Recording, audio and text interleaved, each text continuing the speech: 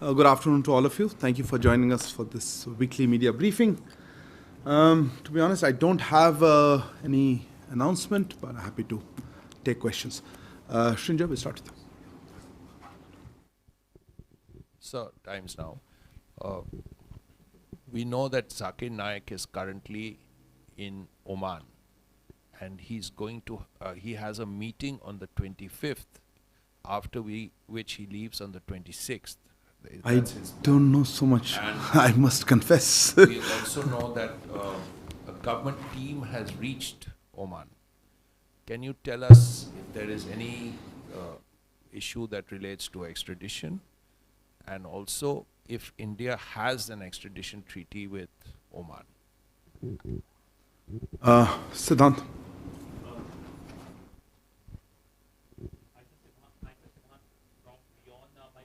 Microphone's not clean, no? Yeah, there you are. Okay, Siddhant, I think your microphone has a major.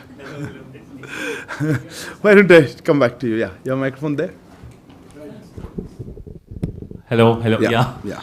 Hi, sir. Siddhant from Beyond. My question to you is regarding these protests we have seen across the Western world specifically. How many countries India has sensitized regarding these protests, and how many countries have assured that there will not be any untoward incident in future regarding these vandalization incident we have seen? When you say how many countries we have sensitized, you mean governments or Yes, governments. our missions or what? How many governments we have sensitized across the world regarding these protests, or worry regarding these protests?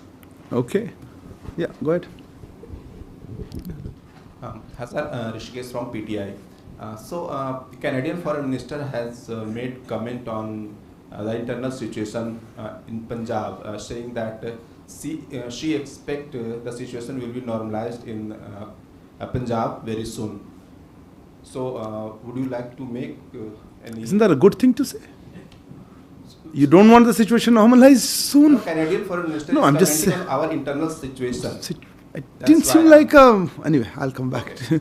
So, did our Foreign Secretary or Foreign Minister spoke with US or UK counterparts on this protest in London or San Francisco? Okay. Elena? Yes, good afternoon. My first question relates You need to introduce yourself for record. Yes, I know you, Elena. Elena, TASS News Agency. This week, Chinese leader visited Moscow.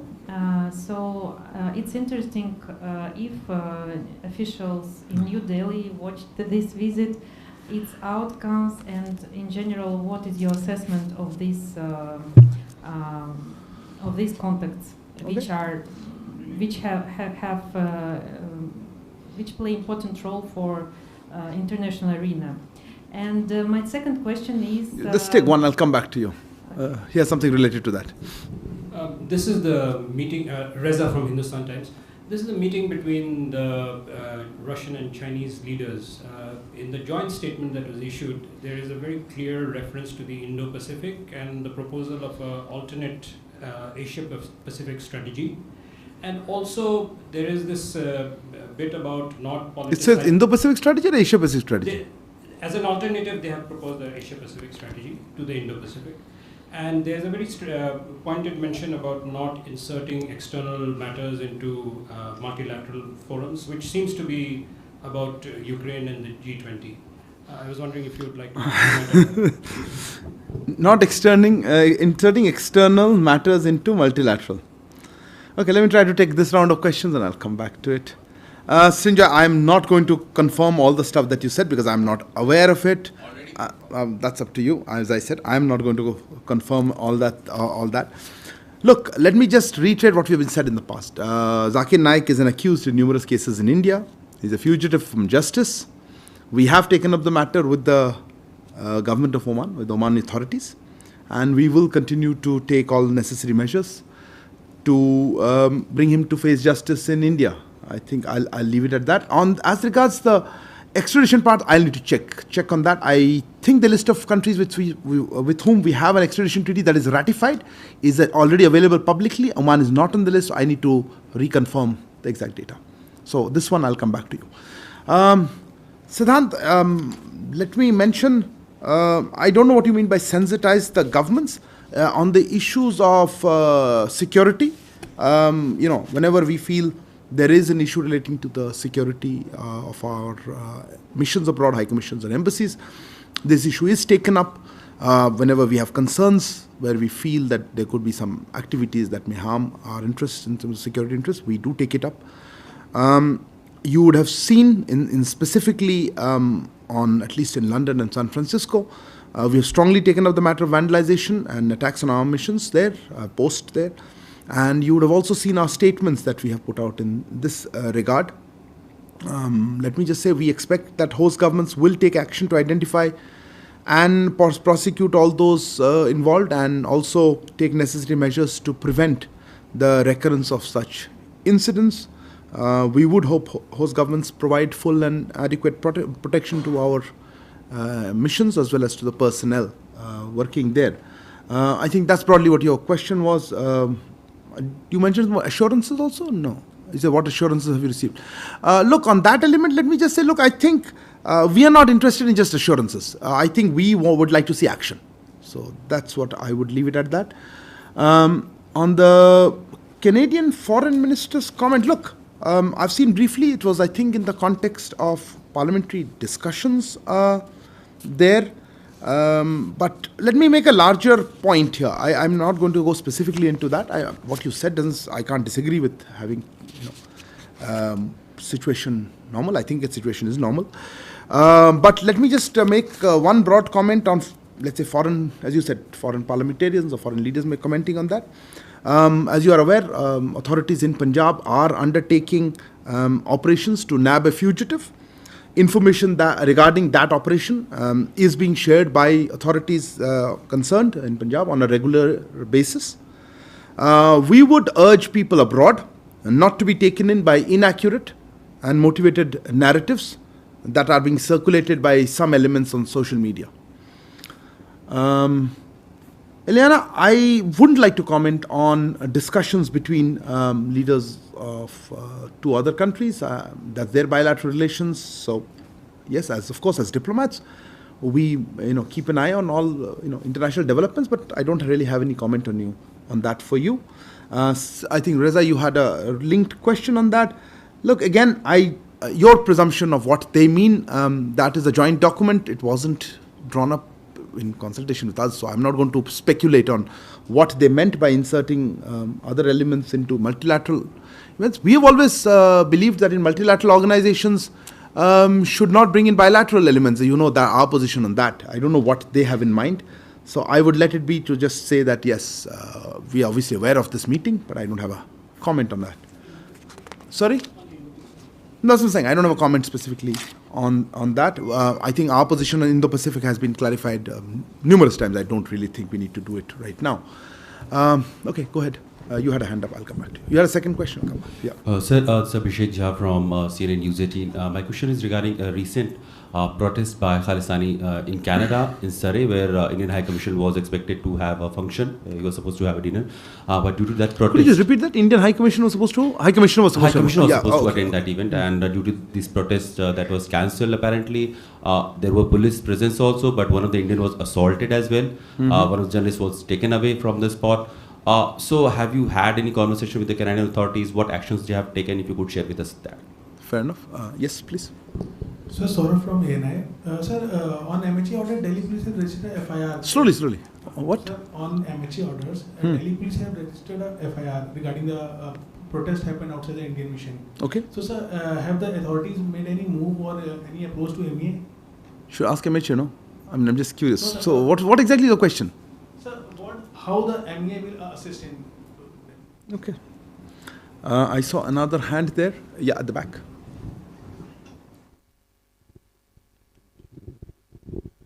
So I'm Sandeep Dixit with the Tribune. A number of students, about 1,000 students in Canada, are facing deportation to India because they have submitted fake documents. The students seem to be victims of a fraud. How is the Indian government helping them? And what should be the first course of action when students find themselves in such a situation? whom do they report to? Okay. And who else had a hand? Yep. And go ahead. So Sridhar from the Asian Age.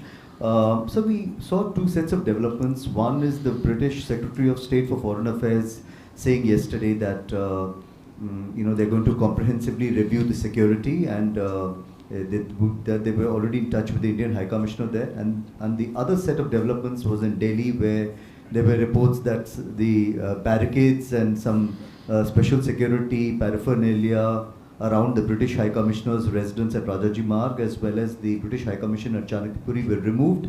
The British High Commission refused to comment, saying that they don't comment on security developments. But have they taken up the matter with you? And what is your response? Thank you. Okay. Elena? Oh, sorry, I missed you. Okay, go ahead, Elena. I thought Kalol didn't want to ask. This week it has become known that... Elena, TASS News Agency. This week it has become known that British authorities will send shells to Ukraine that contain depleted uranium. What India thinks about it? Okay. And Kalol, I'll just take the last question there, I think. Not too any other questions. Kalul from the Hindu. My question is that the action that you have taken against the British UK High Commission and the High Commissioner's residence, these, had they not been noticed by the media, they would have just passed by our attention. Because we remember last time in 2013 when the Devyani Khobragade case happened, it was done in the prime time, and then the cameras were chasing, and then MEA had held a press conference at that time.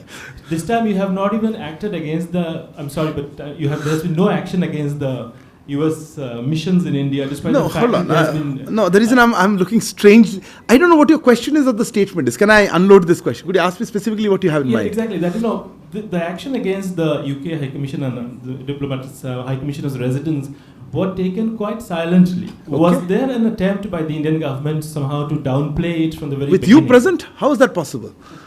But go ahead. Anyway, go ahead. Is the UK you're talking about or the US you're talking about? UK. I'm talking about Okay, so first question is it the security measures, UK High Commission, silently? Yeah. Okay. Were you trying to downplay the action from the very beginning? And the second is that why haven't you really responded in kind to the San Francisco incident? Okay, fair enough. Okay, let me try to answer this very tricky set of conjectures. Okay. Look, on Abhishek, your question, we cannot comment on individual cases for security reasons, okay? So, but let me say it is our expectation that in any country, in fact, our diplomats can perform their legitimate and normal diplomatic duties and functions, and that the host government will ensure a conducive environment for doing so. And we are having continuing conversations with Canadian authorities in this regard. So let me just limit myself to that. Your question on, whose question was it? Oh, your question, yeah. On MEA, what will it do? Look, MEA, I'm not sure what it will do. It's a action, as you said. You have got information from MHA, that's what you mentioned. I'm not very sure. All I can say is, look, we have shared with the relevant agencies incident report on what happened outside our High Commission in London earlier this week, and now it is up to the law enforcement agencies or the relevant agencies to do what they feel they can do about it or need to do. So our role in that way is we have shared that report. If there's something further that they request or need our assistance, obviously that will be part of what we'll end up doing. But for the moment, that's all I have to share. Sandeep Dikshit, you had, right, sorry, you were sitting there. Students in Canada. Look, I am not sure of the numbers. That's a number that I am not aware of how many such cases are there in total. Some of these students have approached us, our High Commission, and we have taken up the matter with the Canadian authorities. We are also taking action against unscrupulous agents that may be involved in this. And let me emphasize that we have always supported legal mobility. Your other question was a very broad question. What should students do if they get stuck? Look, it depends on the country. I presume you're talking about Canada, then it will have a certain rules. Most countries have a mechanism under which they have to reach out to local authorities. But we would also urge that they should contact the Indian High Commission or the Indian Consulate if they are in trouble, or they feel that they've been duped, or they need assistance of any kind. But they might have to do some local requirements depending on the country concerned. Sridhar, on your question, I again, and linked to what I suppose Kallol is saying, let me make a broad comments on this. Look, I am not going to be able to comment. You just actually yourself also said the British side did not make any comments. We will not, or we cannot comment on matters pertaining to the security of foreign missions in India. So I'm not going to get into individual discussions. I'm not going to get into linkages that you have put, and etc. As I said, and I think you missed it, you came a little late, I did mention at the beginning of the first question was asked, we expect host governments to take action to identify, prosecute all involved, and take necessary measures to prevent recurrence of incidents. We expect them to provide an environment in which the safety and security, that's their obligations under international conventions. And we emphasize that we want action rather than just assurances. So both on those questions, I would put it there. Kallol, you had some additional comment on that. Look, again, vis-a-vis one country or the other, each security situation is assessed on its own merits, and I'm certainly not going to try to link one with the other. And I don't know, silently, you guys picked it up. There's nothing silent, and it's not by MEA. Please ask the relevant agencies. I'm not going to discuss security details. Eliana, on the issue of depleted uranium, I must confess that I've just seen reports, and I have no immediate comment for you at this point. I've just seen reports on something in the media. Is there no other questions? Slowly, I can't hear you. Sir, this comment, just small clarification. Sir, this comment of yours, we want action, not just assurances. Is this in the context of what the British Foreign Secretary said? No, it's the context of what assurances given by, I think it was asked by you. What assurances have been given? Okay. Thank you very much for joining today evening. Good day. Sorry, you had more question. I'm sorry, you should put up your hand a little early. Okay, I'll take the last question since you asked. Go ahead. Yes.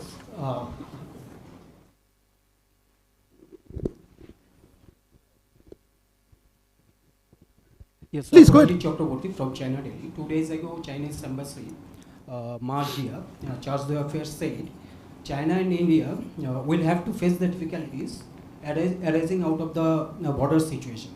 But none of the two countries want war or confrontation. It is a bilateral issue. Foreign interference will not help to solve the problem. So what is your comment about it? And I have no comment about it. Why should I comment on a foreign diplomat's comment? Is there a specific question you have? Yes, this is what? the question. I have nothing to say. They are happy. They are free to say what they want to say. Our position, if you want to know our position on the... Yes, that I'm happy to reiterate. I'm sure by now you know. Okay, we have always said that we need to take steps to have the situation on the border come back to a normalcy, and that there are diplomatic as well as military conversations going on. But we would like to see de-escalation, disengagement, and a normalization of the situation there, which would help us in improving the overall relationship. So that's been our consistent position. I have really nothing much to add to that.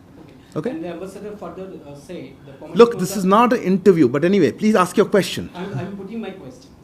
Commenting on the growing partnership among the Quad nations, the ambassador said, we do not oppose any kind of regional or international cooperation if it is the interest of people in this... I can't understand you. Could you put the mic closer?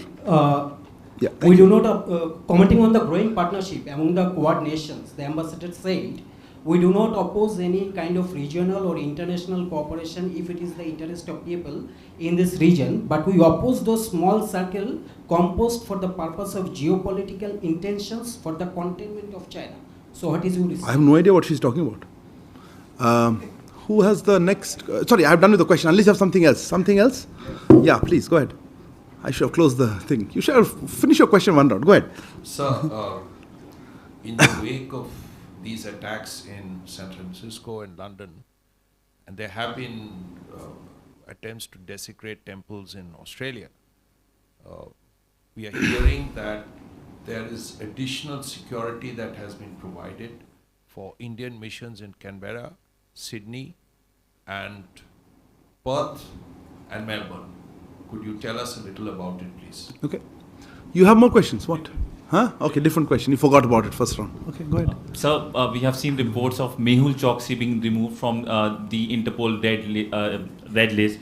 If you can comment on that. And also, Sri Lanka has been bailed out now. It's got the bailout by the IMF. India was one of the first countries to support that. How do you see IMF giving a go-ahead? Okay, fair enough.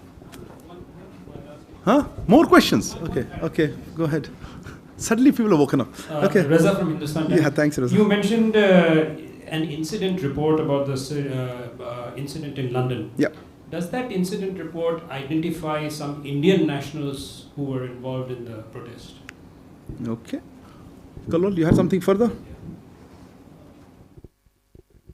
In the context of this this police case that's been lodged against certain elements in London after the incident in London, do you think that certain people that you suspect who are involved in these activities in London, you would be demanding their extradition if it comes to that?